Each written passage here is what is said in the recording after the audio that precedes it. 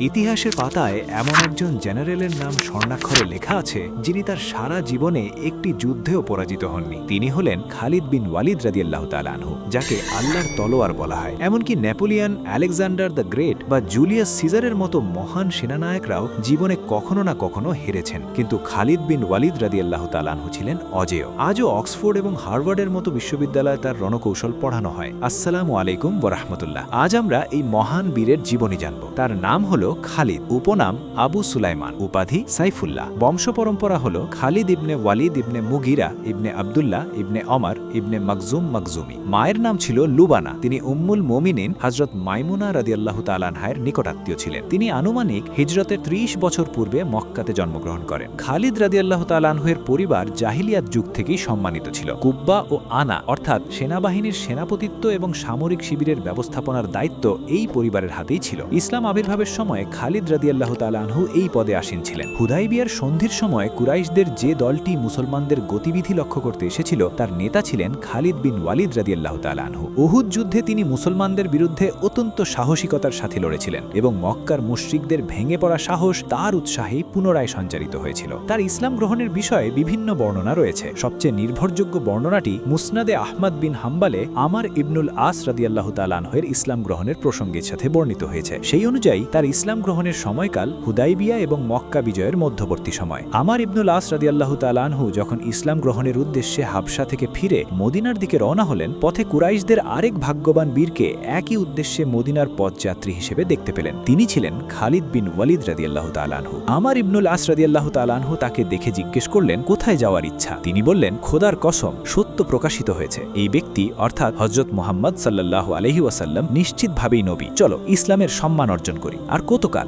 অতঃপর তারা উভয়ই নববী দরবারে উপস্থিত হলেন এবং প্রথমে খালিদ বিন ওয়ালিদ রাদিয়াল্লাহু তাআলা আনহু ও পরে আমার ইবনুল আস রাদিয়াল্লাহু তাআলা আনহু ইসলামে দীক্ষিত হলেন। ইসলাম গ্রহণের পর আমার ইবনুল আস রাদিয়াল্লাহু তাআলা আনহু মক্কার ফিরে গেল। খালিদ বিন ওয়ালিদ রাদিয়াল্লাহু তাআলা আনহু মদিনায় স্থায়ীভাবে বসবাস শুরু করেন। যুদ্ধের ব্যস্ততার কারণে তিনি কুরআন শিক্ষায় বেশি সময় দিতে পারেননি, তবুও তিনি ফতোয়া প্রদানকারী সাহাবীদের অন্তর্ভুক্ত ছিলেন। তার টুপিটিতে রাসূল সাল্লাল্লাহু আলাইহি ওয়াসাল্লামের চুল মোবারক সেলাই করা ছিল, যা তিনি বরকত হিসেবে যুদ্ধের সাথে রাখতেন। তার যুদ্ধজীবন অনেক বিস্তৃত, যা সামান্য কয়েকটা মিনিটে আলোচনা করা সম্ভব না। তারপরেও আমরা তার যুদ্ধজীবনের কিছু বিষয় নিয়ে আলোচনা করব। তিনি রাসূল সাল্লাল্লাহু আলাইহি ওয়াসাল্লামের সাথে এসব যুদ্ধে অংশগ্রহণ করেছেন। সেগুলো হলো, ইসলামের আবির্ভাবের সময় খালিদ রাদিয়াল্লাহু তাআলা আনহু তার পারিবারিক উচ্চ পদে অধিষ্ঠিত ছিলেন। ইসলামের পরেও হযরত মুহাম্মদ সাল্লাল্লাহু আলাইহি ওয়াসাল্লাম তার সেই মর্যাদা বজায় রাখেন। এটি ইসলামের বিজয়ে বড় সাহায্য প্রদান করেছিল। ইসলাম গ্রহণের আগে তিনি যেমন মুসলমানদের কঠোর শত্রু ছিলেন, ইসলাম গ্রহণের পর মুশরিকদের জন্য তেমনি কঠিনতম বিপদে পরিণত হন। বহু যুদ্ধে তার তলোয়ার মুশরিকদের শক্তি চূর্ণ বিচূর্ণ করে দিয়েছিল। ইসলাম গ্রহণের পর তিনি প্রথম মুতা যুদ্ধে অংশগ্রহণ করেন। রাসূল সাল্লাল্লাহু আলাইহি ওয়াসাল্লাম ইসলাম প্রচারের জন্য হারিস বিন উমাইর আল আজদিকে পত্রসহ বাসরার রাজার কাছে পাঠিয়েছিলেন। তিনি মুতা নামক স্থানে পৌঁছলে সুরাবিল ইবনে আমার গাসসানি তাকে শহীদ করে দেন। এতে রাসূল সাল্লাল্লাহু আলাইহি ওয়াসাল্লাম এবং সাধারণ মুসলমানরা অত্যন্ত মর্মাহত হন। এর প্রতিশোধ নিতে ৩০০০ সৈন্যের একটি বাহিনী যায়েদ বিন হারিসা রাদিয়াল্লাহু তাআলা আনহুর নেতৃত্বে পাঠানো হয়। নির্দেশ দেওয়া হয় যে যায়েদ রাদিয়াল্লাহু তাআলা আনহু শহীদ হলে জাফর রাদিয়াল্লাহু তাআলা আনহু নেতৃত্ব দেবেন এবং জাফর রাদিয়াল্লাহু তাআলা আনহু শহীদ হলে আব্দুল্লাহ বিন রাওয়াহা রাদিয়াল্লাহু তাআলা আনহু দায়িত্ব নেবেন। এই তিন মহান নেতা ক্রমান্বয়ে শাহাদাত বরণ করলে পরিশেষে খালিদ রাদিয়াল্লাহু তাআলা আনহু ঝান্ডা হাতে নেন। তিন সেনাপতির শাহাদাতে মুসলমানদের মনোবল ভেঙে পড়েছিল, তাই পুনরায় শত্রুকে পরাজিত করা সম্ভব হয়নি। কিন্তু খালিদ রাদিয়াল্লাহু তাআলা আনহুর যুদ্ধবিদ্যার পারদর্শিতায় অবশিষ্ট বাহিনীকে নিরাপদে ফিরিয়ে আনেন। এই যুদ্ধে খালিদ রাদিয়াল্লাহু তাআলা আনহুর হাতে ৯টি তলোয়ার ভেঙেছিল, যার প্রতিদান স্বরূপ রাসূল সাল্লাল্লাহু আলাইহি ওয়াসাল্লাম তাকে সাইফুল্লাহ বা আল্লাহর তলোয়ার উপাধিতে ভূষিত করেন। মক্কা বিজয়ে তিনি ডান পার্শ্বস্থ বাহিনীর প্রধান ছিলেন, তবে বড় কোনো যুদ্ধের প্রয়োজন হয়নি। কুরাইশ নেতারা বিনা শর্তে আত্মসমর্পণ করেন। শুধু খালিদরার হাতে কয়েকজন মুশরিক নিহত হয়েছিল। রাসূল সাল্লাল্লাহু আলাইহি ওয়াসাল্লাম তাকে নির্দেশ দিয়েছিলেন মক্কার উচ্চভূমি কাদার দিক থেকে প্রবেশ করতে। পথে একদল মুশরিক বাধা দেয় এবং তীর নিক্ষেপ শুরু করে। খালিদ রাদিয়াল্লাহু তাআলা আনহু পাল্টা আক্রমণ করেন, যাতে কয়েকজন মুশরিক মারা যায়। রাসূল সাল্লাল্লাহু আলাইহি ওয়াসাল্লাম বিষয়টি জানলে কৈফিয়ত তলব করেন। খালিদ রাদিয়াল্লাহু তাআলা আনহু জানান যে তারাই আগে আক্রমণ করেছিল। রাসূল সাল্লাল্লাহু আলাইহি ওয়াসাল্লাম বললেন, আল্লাহর ইচ্ছাই উত্তম।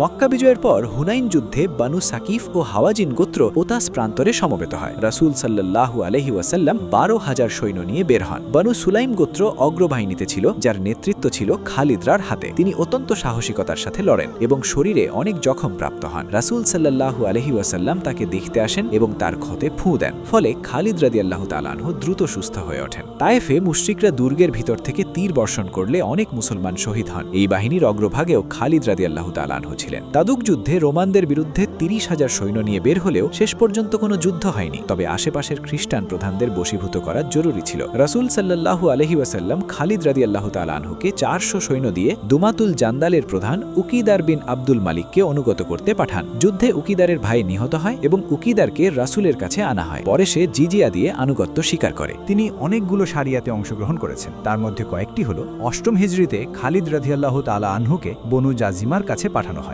অজ্ঞতাবশত তারা ইসলাম গ্রহণ করেছি আসলাম না বলার পরিবর্তে আমরা ধর্ম ত্যাগ করেছি সাবা না বলে ফেলে। খালিদ রাদিয়াল্লাহু তাআলা আনহু তা বুঝতে না পেরে তাদের হত্যার আদেশ দেন। রাসূল সাল্লাল্লাহু আলাইহি ওয়াসাল্লাম এই সংবাদে অত্যন্ত ব্যথিত হন এবং আল্লাহর কাছে এর দায়মুক্তি ঘোষণা করেন। অতঃপর হযরত আলী রাদিয়াল্লাহু তাআলা আনহুকে পাঠিয়ে তাদের রক্তপণ আদায় করান। 10ম হিজরিতে নাজরানে বনু আব্দুল মাদানের কাছে পাঠানো হয়। পূর্বের অভিজ্ঞতার কারণে রাসূল সাল্লাল্লাহু আলাইহি ওয়াসাল্লাম শুধু ইসলামের দাওয়াত দিতে বলেছিলেন। খালিদ রাদিয়াল্লাহু তাআলা আনহু তা পালন করেন এবং তার দাওয়াতে তারা ইসলাম গ্রহণ করে। হযরত আলী রাদিয়াল্লাহু তাআলা আনহু এর নেতৃত্বে একটি বাহিনী ইয়েমেনে পাঠানো হয় এবং অন্য দিক থেকে খালিদ রাদিয়াল্লাহু তাআলা আনহুকে পাঠানো হয়। নির্দেশ ছিল উভয়ে মিলিত হলে আলী রাদিয়াল্লাহু তাআলা আনহু এর নেতৃত্ব কার্যকর হবে। কুরাইশদের বড় মূর্তি উজ্জা ধ্বংস করার জন্য রাসূল সাল্লাল্লাহু আলাইহি ওয়াসাল্লাম খালিদ রাদিয়াল্লাহু তাআলা আনহুকে পাঠান। তিনি তা সফলভাবে সম্পন্ন করেন। হযরত আবু বকর রাদিয়াল্লাহু তাআলা আনহু এর শাসনামলে তালিহা আসাবির বিদ্রোহ দমনে খালিদ রাদিয়াল্লাহু তাআলা আনহুকে পাঠানো হয়। তিনি সফলভাবে তাদের দমন করেন।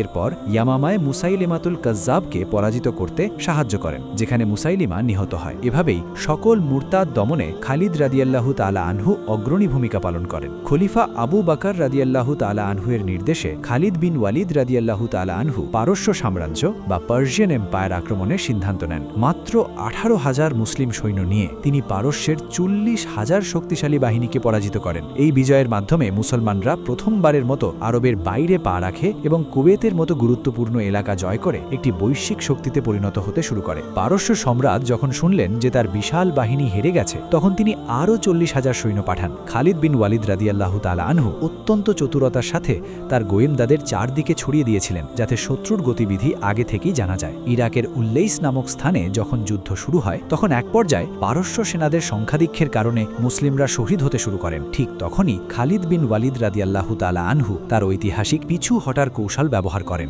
মুসলিমরা যখন পিছু হটছিল, পারস্য সেনারা মনে করছিল তারা জিতে যাচ্ছে এবং খুশিতে তারা মুসলিমদের তাড়া করতে থাকে। এর ফলে পারস্য বাহিনীর বিন্যাস ভেঙে যায় এবং তাদের মধ্যে বড় ভাগ তৈরি হয়। এই সুযোগেরই অপেক্ষায় ছিলেন খালিদ রাদিয়াল্লাহু তাআলা আনহু। তিনি হঠাৎ তার ঘোড়া সওয়ার বাহিনী নিয়ে সেই ফাঁক দিয়ে আক্রমণ করেন এবং পারস্য বাহিনীকে চারদিক থেকে ঘিরে ফেলে চূর্ণ করে দেন। খালিদ বিন ওয়ালিদ রাদিয়াল্লাহু তাআলা আনহু শুধু তলোয়ার দিয়ে যুদ্ধ করেননি, বরং তিনি মানুষের মনও জয় করেছিলেন। ইরাক জয়ের পর তিনি সেখানে একটি প্রধান কার্যালয় স্থাপন করেন এবং মানুষের ব্যক্তিগত সম্পত্তি তাদের ফিরিয়ে দেন। তিনি দ্রুত আদালত প্রতিষ্ঠা করেন এবং সাহাবীদের বিচারক হিসেবে নিযুক্ত করে ন্যায় বিচার নিশ্চিত করেন। তিনি ঘোষণা করেন যে ব্যবসা আগের মতোই চলবে, তবে সমাজে কোনো সুদ থাকবে না। তিনি পারস্যদের তুলনায় অনেক কম জিজিয়া বা কর ধার্য করেন। মুসলিমদের এই ইনসাফ দেখে স্থানীয় মানুষ পারস্য সাম্রাজ্যের চেয়ে মুসলিম শাসনকে বেশি পছন্দ করতে শুরু করে এবং দলে দলে ইসলাম গ্রহণ করে খালিদ বিন ওয়ালিদের বাহিনীতে যোগ দেয়। পারস্য সম্রাট এবার দুটি বিশাল বাহিনীকে একত্রিত করে মুসলমানদের শেষ করে দেওয়ার পরিকল্পনা করেন, কিন্তু খালিদ বিন ওয়ালিদ রাদিয়াল্লাহু তাআলা আনহু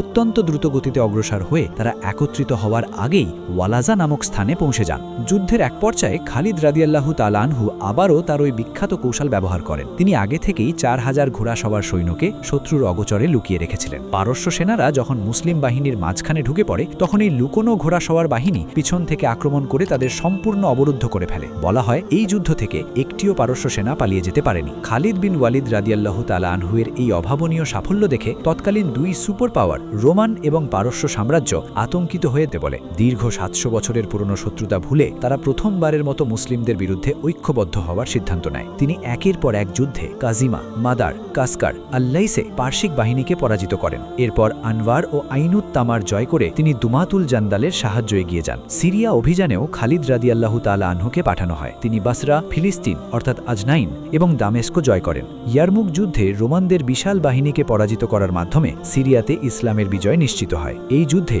রোমান সেনাপতি জর্জেস খালিদের কাছে ইসলাম গ্রহণ করেন। তিনি বলতেন শত্রুর সাথে যুদ্ধের রাত তার কাছে বাসর রাতের চেয়েও প্রিয়। তিনি প্রায় 100টি যুদ্ধে অংশগ্রহণ করেছিলেন এবং তার শরীরের এমন কোনো অংশ ছিল না যেখানে তলোয়ার বা তীরের আঘাত ছিল না। 21 বা 22 হিজরিতে সিরিয়ার হিমস শহরে এই মহাযোদ্ধার খালিদ বিন ওয়ালিদ রাদিয়াল্লাহু তাআলা আনহুর মৃত্যু হয়। ইন্না লিল্লাহি ওয়া ইন্না ইলাইহি রাজিউন। মৃত্যুশয্যায় তিনি অত্যন্ত আক্ষেপ করে বলেছিলেন, সারা জীবন যুদ্ধক্ষেত্রে কাটালাম, অথচ আজ বিছানায় উটের মতো মারা যাচ্ছি।